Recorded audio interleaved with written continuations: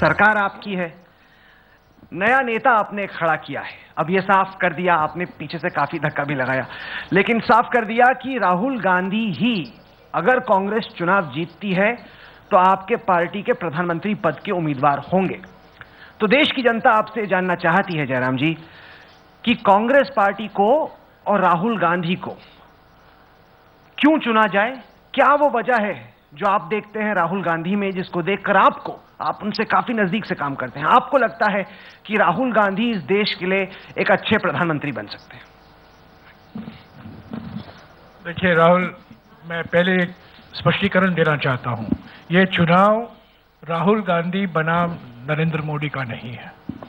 आपने प्रधानमंत्री की बात उठाई, वो गलत बात है। राहुल गांधी हमारे चुनाव प्रचार, चुनाव रणनीति तैयार कर रहे हैं। हमारे उपाध्यक्ष हैं, उनके नेतृत्व में हम चुनाव लड़ रहे हैं, पर प्रधानमंत्री पद के लिए ये चुनाव नहीं हो रहे हैं। ये कांग्रेस बनाम बीजेपी, कांग्रेस बनाम क्षेत्रीय पार्टी, बीजेपी बनाम और कोई पार्टी, उस नजरिए से देखिएगा 2014 के चुनाव। मैं तो नहीं देखता हूं, कांग्रेस पार्टी भी नहीं देखती है कि ये प्रधानमंत्री पद के लिए दो व्यक्तियों के बीच में टक्कर है। ये मीडिया के लिए हो सकता है, और ये बात सही है कि बीजेपी की ओर से प्रधानमंत्री पद के लिए उम्मीदवार घोषित किया गया है। हमने घोषणा नहीं की है। हमने बार बार कहा है, हमारे देश में, हमारे देश के लोकतांत्रिक प्रणाली में चुनाव व्यक्तियों के बीच में जरूर होते हैं, पर चुनाव पार्टियों के बीच में है, पार्टियों के अलग अलग विचारधाराओं के बीच में है, पार्टियों के जो घोषणा पत्र में वादे किए जाते हैं उनके आधार पर उनको जनादेश मिलता है। तो ये गलत सवाल आपने पूछा है मुझसे, और मैं यही जवाब दे सकता हूं कि प्रधानमंत्री पद का सवाल हमारे लिए मायने बिल्कुल नहीं रखता। पर मोदी के लिए, बीजेपी के लिए और अमित शाह के लिए प्रधानमंत्री पद के सवाल बहुत मायने रखते हैं, क्योंकि आप इस तरीके से दर्शा रहे हैं इस वक्त अमित शाह साहब कि ये प्रेसिडेंशियल इलेक्शन है। ऐसा लगता है मोदी को देखकर, बीजेपी के कैंपेन को देखकर, कि बीजेपी का यह मानना है कि हिंदुस्तान में प्रेसिडेंशियल फॉर्म ऑफ गवर्नमेंट आ रहा है। ऐसा क्यों कर? जब जयराम रमेश कहते हैं कि हमारे लिए पीएम उम्मीदवार कोई मायने ही नहीं रखता, तो बीजेपी का पूरा चुनाव सिर्फ और सिर्फ नरेंद्र मोदी की शख्सियत के इर्द गिर्द क्यों बुना गया है? जयराम जी का जो स्टैंड है, कांग्रेस पार्टी का जो स्टैंड है, वो मोदी जी के नाम की घोषणा के बाद का स्टैंड है। पहले इनका ये नहीं था। हर प्रेस कॉन्फ्रेंस में कांग्रेस के प्रवक्ता पूछते थे कि कांग्रेस का और भारतीय जनता पार्टी का प्रधानमंत्री पद का प्रत्याशी कौन है। जब श्री नरेंद्र मोदी के नाम को भारतीय जनता पार्टी ने तय किया, नरेंद्र मोदी ने देश भर का जनता के परिचय के लिए दौरा शुरू किया, और उसको जो जिस तरह का रिस्पांस जनता में से मिल रहा है, उसके बाद में संवैधानिक बातें भी हो रही है, और ये भी हो रहा है कि राहुल गांधी प्रधानमंत्री पद के प्रत्याशी नहीं है। ठीक है, जयराम जी कहते हैं उनकी पार्टी का स्टैंड है, मगर पूरे देश भर में, विशेषकर मैं उत्तर प्रदेश और गुजरात का डिटेल दौरा किया है मैंने। हर जगह पे बैनर, पोस्टर और नीति विषयक बातों के सूत्र राहुल गांधी को सेंटर करके बना रहे हैं। और मैं इतना पूछना चाहता हूं कि अगर राहुल गांधी प्रधानमंत्री पद के प्रत्याशी नहीं है तो कौन है? मैं इसके बारे में जरूर कहूंगा कि यह बात सही है। जो हमारा पोस्टर है, एडवर्टाइजिंग कैंपेन है, पब्लिक रिलेशंस कैंपेन है, जो चेहरा दिखाई दे रहा है वो राहुल गांधी का चेहरा, क्योंकि वो हमारे नेता हैं और उनके नेतृत्व में ये चुनाव हम लड़ रहे हैं। पर कभी हमने नहीं कहा है वहां राहुल गांधी जी को प्रधानमंत्री पद के लिए वोट दीजिए।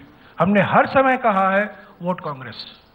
पर जयराम जी, हर हाथ शक्ति, हर हाथ तरक्की, वो है हमारा नारा। क्या आपको हमने कहीं नहीं कहा है कि प्रधानमंत्री। और एक बात, इस बात का खंडन कर लूं मैं कि हमने नरेंद्र मोदी जी की घोषणा के बाद हमें ये जागृति आई कि हम प्रधानमंत्री पद के लिए हम राहुल गांधी और किसी और को खड़ा नहीं करेंगे। ये बात गलत है। मैं 1.5 साल से कह रहा हूं कि हमारे देश में चुनाव ब्यूटी कॉन्टेस्ट नहीं होते हैं व्यक्तियों के बीच में, पार्टियों के बीच में विकल्प है। पार्टी को हम जनादेश देते हैं, पार्टी की विचारधारा पर मत देता है मतदाता। तो ये बात गलत है। ये बात पर ये बीजेपी का निर्णय है कि उन्होंने प्रधानमंत्री पद के लिए एक व्यक्ति को खड़ा करके रखा, वो उनका निर्णय है। पर जयराम जी, आप तो मैसेजिंग में काफी इन्वॉल्व रहते हैं। कांग्रेस की ऐड देखकर सवाल खड़ा होता है कि सरकार किसकी चल रही है, विपक्ष में कौन है, कहीं कांग्रेस इस बात पर कंफ्यूज तो नहीं है? क्योंकि आपके पार्टी के ऐड कहते हैं कट्टर सोच नहीं युवा जोश, कट्टर सोच मतलब मोदी हुए, अमित शाह हुए, युवा जोश यानी राहुल गांधी हुए। फिर आप कहते हैं मैं नहीं हम, क्योंकि आप कहते हैं कि मोदी मैं नहीं लेकिन हम। तो इन सब एड्स को देख के लगता है कि कांग्रेस अभी से ऑपोजिशन में बैठी है और मोदी है देश के पीएम, क्योंकि आपका हर एड तो मोदी को टारगेट करा है। सरकार में कौन है और ऑपोजिशन में कौन है? देखिए, चुनाव के लिए अभी 2.5 महीने बाकी है और हर चुनाव जो प्रचार चलाया जाता है वो अलग अलग चरणों में चलाया जाता है। ये हमारा पहला चरण है, फर्स्ट स्टेज है, और इस चरण में हम ये संदेशा देना चाहते हैं कि किस तरह से राहुल गांधी जी नरेंद्र मोदी और अरविंद केजरीवाल से अलग है। हम क्या करेंगे जब अगर हमें जनादेश मिलेगा, हम क्या करेंगे, हमारी प्राथमिकता क्या होंगी, वो अगले चरण में आएगा। मार्च का महीना है, अप्रैल का महीना है और मई में 15 दिन का हमारे लिए प्रचार का समय मिला है। तो उस समय आप देखेंगे पार्टी की ओर से हमारी प्राथमिकताएं क्या हैं, हमारे वादे क्या हैं। पर ये अभी जो देख रहे हैं, ये चरण जो देख रहे हैं, आपने देखा है अब तक, वो एक तरफ से आप कह सकते हैं ये डिफरेंशियल कैंपेन है कि किस तरह हम लोगों को बताएं कि राहुल गांधी जी, नरेंद्र मोदी का नाम हमने नहीं लिया है, फिर भी ये बात सही है कि हमारा निशाना नरेंद्र मोदी है और अरविंद केजरीवाल भी है, क्योंकि अचानक से आम आदमी पार्टी भी उभर कर आई है। आपकी मदद से थोड़ी बहुत नहीं, हमारी मदद से नहीं, हमारी मदद से सरकार बनाई है, पर हमारी मदद से उभर कर नहीं आई है। वो जनता का एक आक्रोश था, वो हो गया है, दिल्ली में हो गया है, पर अगर वो देश भर में होगा कि नहीं वो अलग बात है। पर यह बात सही है कि इस चरण में हम राहुल गांधी जी को नरेंद्र मोदी की तुलना में, केजरीवाल जी की तुलना में कैसे क्या फर्क है उसको हम दर्शाना चाहते हैं। पर अमित शाह साहब, अगर नरेंद्र मोदी के कैंपेन की बात की जाए तो लग रहा है कि 2 कैंपेन चल रहे हैं। एक कैंपेन वो जो रैली में नजर आता है, एक कैंपेन वो जो टीवी पर नजर आता है, और एक दूसरा कैंपेन जो आप चला रहे हैं जमीन पर, जहां पर आरएसएस के लोग जाते हैं, चाय की दुकान पे जाते हैं, कहते हैं आप देख रहे हैं मुलायम क्या कर रहा है, आप देख रहे हैं किस तरीके से मुसलमानों को यहाँ पे फेवरेटिज्म हो रहा है उनके पक्ष में। तो ये आप जब दुनिया के सामने होते हैं, जनता के सामने होते हैं, तब बात अलग किस्म की होती है। चाय की दुकान पर संघ की शाखाओं से निकले लोग, आपके भेजे हुए लोग बात अलग करते हैं। क्या जमीन पर उत्तर प्रदेश में आपकी कोशिश है लोगों को और इस चुनाव को पोलराइज करने की? मुझे मालूम नहीं राहुल जी आप कहां से समाचार लेकर आए हैं और आपका सोर्स क्या है, मगर मैं एक बात निश्चित कहना चाहता हूं, हम भी नहीं चाहते कि चुनाव पोलराइज हो, ना कभी हमने करा है। गत विधानसभा चुनाव में उत्तर प्रदेश में जैसे ही चुनाव आया, माइनॉरिटी की रिजर्वेशन की बात सपा ने करी, बसपा ने करी, कांग्रेस ने करी और चुनाव को पोलराइज किया। हालांकि माइनॉरिटी के लिए रिजर्वेशन करने से पिछड़ों का अधिकार मारा जाता था। माइनॉरिटी का रिजर्वेशन संविधान सम्मत नहीं है, संविधान इसका इजाजत नहीं देता है, फिर भी केवल वोट प्राप्त करने के लिए चुनाव को पोलराइज करने का प्रयत्न किया गया। अभी अभी समाजवादी पार्टी ने 21 टेररिस्टों को, जिनके खिलाफ देशद्रोह के मुकदमे लगे हैं, उनके मुकदमे वापस लेने के लिए कानून विभाग की उनकी सलाह ली गई और मुकदमे वापस लेने का फैसला कर लिया गया, जिसको इलाहाबाद हाईकोर्ट ने रोक लगाई।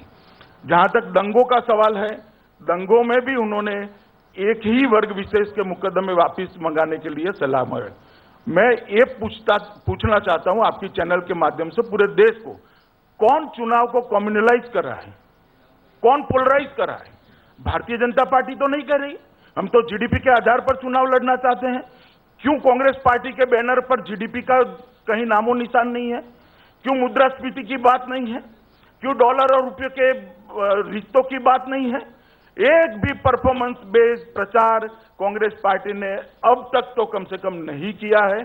और जयराम जी कहते हैं कि ब्यूटी कॉन्टेस्ट नहीं है, जयराम जी, देश जानना चाहता है हम किस नेता के नेतृत्व में आपकी पार्टी आगे बढ़ना चाहती है, देश की बागडोर किसको सौंपना चाहते हैं, इसकी नीतियां क्या है, इसका परफॉर्मेंस क्या है, इसके कैलिबर क्या है, उसका कैरेक्टर क्या है। जयराम जी, जहां बीजेपी पे आरोप लगता है, बेशक बेशक, मैं तूतू पे नहीं पढ़ना चाहता हूं, पर मैं जरूर ये नहीं, मैंने भी तूतू में नहीं कही। नहीं, आपने कई इल्जाम लगाए। नहीं, मैंने जरा भी तूतू में नहीं कही, मैंने मुद्दे पर ही बात करी। नहीं, वाद विवाद का मकसद है कि सुनिए, जिनकी राजनीति पोलराइजेशन की राजनीति रही है पिछले 50 सालों से, उल्टा हम पर वो आरोप लगा रहे हैं कि हम पोलराइज कर रहे हैं।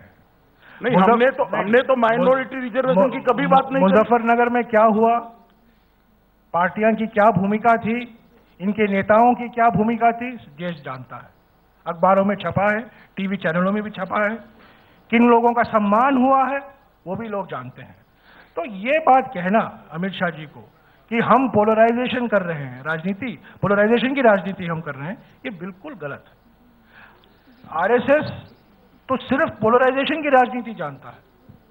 पर मैं स्वागत करता हूं इनका बयान का कि जीडीपी के आधार पर हमें बहस करना चाहिए।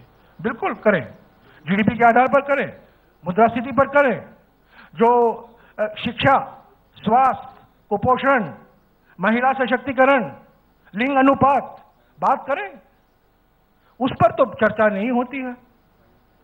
तो ये बात सही है कि जो असली मुद्दे हैं वो कारपेट के नीचे जा रहे हैं और एक दूसरे पर इल्जाम लगाए। नहीं, पर मैं आपसे एक सवाल और इन्होंने आरक्षण की बात कही। जी, मैं अमित शाह जी को बता दूं, ये बड़े वरिष्ठ नेता हैं, ये जानते हैं केरल में अल्पसंख्यकों को आरक्षण दिया गया है, कर्नाटक में दिया गया है, अल्पसंख्यक होने के नाते नहीं, पर पिछड़े के नाते।